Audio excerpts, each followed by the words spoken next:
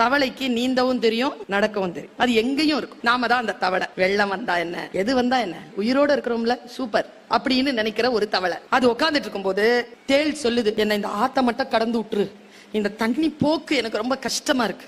போ, நீ தேளு, நீ கொட்டிட்டனா நான் மாட்டேன். நீ என்ன லூசா, நான் ஏன் உன்னை கொட்ட போறேன், நான் கொட்டினாதான் நானும் செத்துருவேனே, இவ்வளோ ஆபத்துல நான் உன்னை கொட்டுவேனா, பிளீஸ் அப்படின்ச்சு. தவளை கன்வின்ஸ் ஆயிடுச்சு சார், முதுகுல ஏறிடுச்சு சார். தேளு தாங்க 2 அடியில ஆறு கடந்துருச்சுங்க, 2 அடிக்குள்ள கொட்டிருச்சுங்க.